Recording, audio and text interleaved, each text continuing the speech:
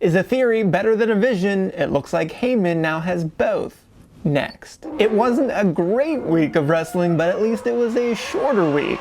So, we'll start the 10 count with topic number 1, Mystery THEORY-Ter. With John Cena's retirement match, I did not talk about the reveal of the mystery man being Austin Theory. So as disappointing as much of the rest of WWE was in 2025, Theory is right in line along with the rest of that. So I suppose if it was going to be as anticlimactic as this, I'm glad they at least ripped off the band-aid and got the reveal over with, sticking it in the post-Cena pre-New Year time-wasting phase.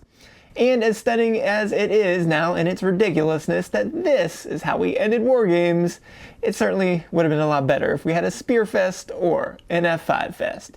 But on the plus side, at least we never went with a Theory face turn, as that also would have been bad. Now that said, it is already on the horizon that I'm thinking that he's just infiltrating the Vision and then will be rejoining Rollins as a Disciple 2.0 once he returns from his injury. And of course, someone has to teach him the stomp after all, so it at least makes some sense. But credit where it is due, because he at least looks the part right now of being refocused and rededicated as a wrestler and who is out to prove that he means business. And he did talk a good game here, getting Heyman to call it interesting. And since Logan Paul can't be expected to show up every week, Theory at least makes for a decent fill-in for now as we wait for Braun Breaker's title match. But in this main event for Raw, I didn't see anything new here that makes me think that Triple H has anything more than just trying to make fetch happen here with Theory, as Theory didn't do anything new or interesting at all, and other than simply not getting squashed, which he had been doing with Grayson Waller. He did keep that rolling dropkick as the only move other than the stomp that was even a bit interesting. And I suppose we'll see if this goes anywhere, but with the Vision feeling a bit crowded once Paul gets back, so I guess we just might see that Theory turn on them in about 2 weeks to keep Breaker from winning the title as a way to bring back Rollins. Topic number 2, a Rhodes less traveled, because you have to admit for the first time this felt different out of Cody Rhodes, but we'll start with that home invasion first, and yeah, sure, I enjoyed it, but it didn't break any new ground here. It was at least pretty good time filler in a pre-tape show, and of course it even came out earlier in the week if you were starved for some WWE content. That said, you had to know that Drew McIntyre was rejecting whatever terms Aldis laid out for him, as that is simply McIntyre's style. But what McIntyre got for rejecting that initial deal at least has some substance to it, because picking a stipulation is always fun, at least for about a minute, but what stipulation could McIntyre even pick that makes him think that he'll gain an actual advantage over Rhodes? I'd say Rhodes has to wrestle with his arms tied behind his back. At least that's what I'd go for. Otherwise, there's no match in McIntyre's pocket that makes one think that he actually has a better chance to win than just a standard match.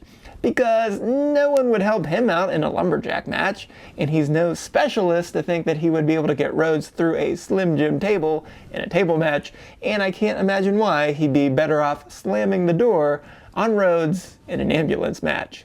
And Rhodes separately showed up to Nashville, Tennessee just a few minutes after Aldis got there. Well, that was certainly a stretch of the imagination, but at this point I'm not even sure why Rhodes is flying off of the handle. Sure, he interrupted his match against Femi, but those two still got the better of McIntyre. So to fly to McIntyre's home and even push a police officer into McIntyre's pond, well, that was humorous, but it was not exactly logical. But hey, his Merry Christmas line was gold. But back to that feeling different. What was Rhodes doing, dressing down Aldis in the ring? For that matter, almost everything he said was out of character. You've forgotten who you're talking to. I'm QB1. As long as I have this title, I am the law. I don't work for you, and you work for me. Wow, that's not what this Cody Rhodes says. Granted, it is better than him just saying enough, like he usually does. But are we actually getting a heel turn somewhere after this match and before Mania to give us that role reversal for Rhodes Reigns 3? Topic number 3, a sickly tree, because the actual main event of SmackDown was a WWE Tag Team title match between the Wyatt Six and the MFT. So what a strange combination of men to be the ones fighting for those titles, as JC Mateo is the fish out of water, while Tonga Loa seems to be the IWC punching bag. And you'd have to think that at least Tama Tonga and Tonga Loa, as the Guerrillas of Warfare, would be your tag team here, but Tama remains hanging on the outskirts of that IC title picture. So while Loomis and Gacy keep doing all the fighting for the Wyatt Six, I am at least pretty sure that they are the least name value of the group. So I suppose we got exactly what we'd expect here, with any member of the MFT interfering, and in this case it was Tama Tonga booting Joe Gacy, leading to everything breaking down into a brawl to keep things going here. And quite frankly, they need to keep things going, with SmackDown, unfortunately, going back to 3 hours in a couple weeks. So it is time to reheat up that SmackDown tag division that didn't deserve to be pushed mostly aside since SummerSlam, but we'll see if they can regain the magic of the first half of 2025. Topic number 4, biggest bullies, but the women's tag division remains as hot as ever, with Nia Jax and Lash Legend winning their first traditional tag match together versus the current champions, the Kabuki Warriors, in a non-title match. And with a first match like that, it seems hard to believe that Nia and Lash won't be bullying their way to titles in the near future. Lash has really hit the ground running on the main roster, showing off her power and athleticism each week. And just to think, I saw her lose in an Evolve women's title match less than 2 months ago. So how far she's come to almost being close to winning a main roster title. And there are lots of curious bookings here. As one, this was a heel versus heel matchup where 4 women were on the same team at War Games just a few weeks ago. 2, we had the tag champs lose cleanly and decisively to a brand new team, so that's pretty ominous. And number 3, with no shenanigans, the beloved Alexa and Charlotte team ran out post-match to take out Nia and Lash for reasons that didn't make sense then and still didn't pass muster following their backstage interview later. Topic number 5, off the rack. And that's not all, because we had 2 one-on-one matches on Raw that tied directly into those women tag titles. And first, Bayley beating Roxanne with an elbow drop off the top rope started things off. But week after week, Lyra seems so proud of herself that she can turn Bayley into a killing machine just by slapping her once. And I'm not sure this angle can last for too long, but it is fun for now.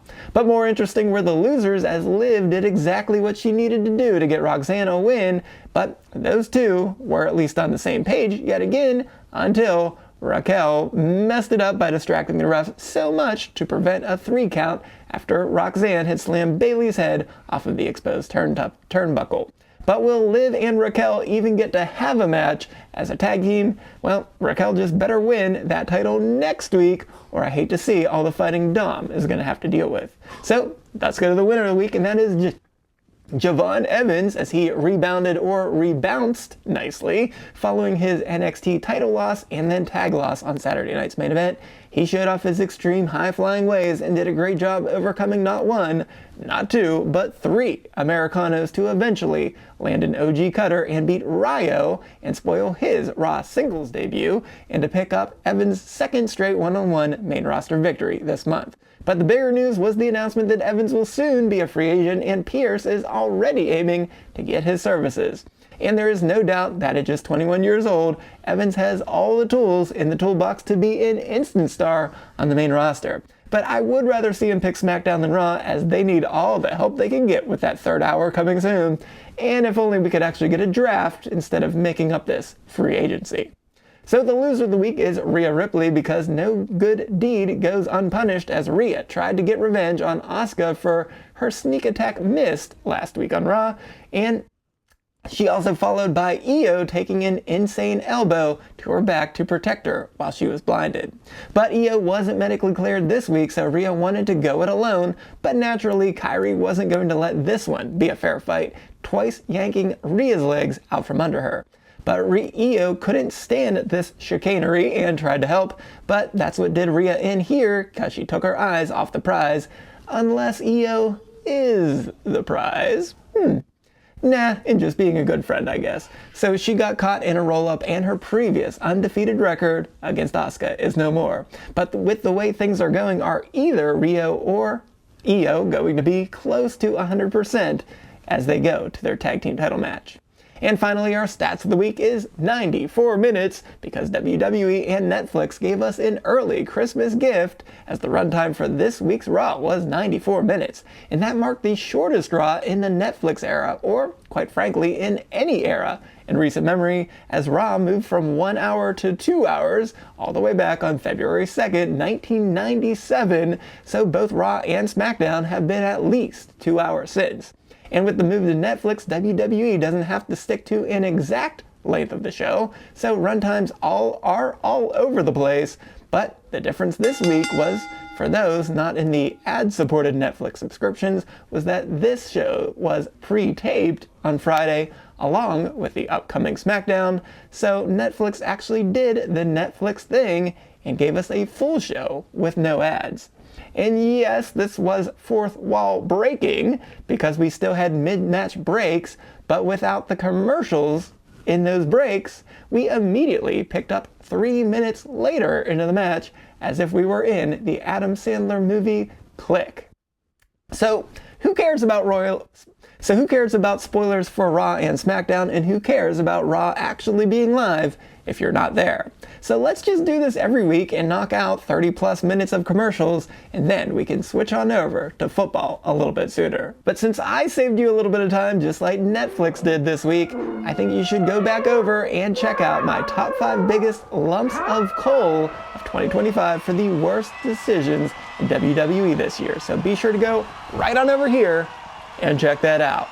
But until next time, Merry Christmas everyone, and I am the SportsZu, and this has been Stop the 10 Count.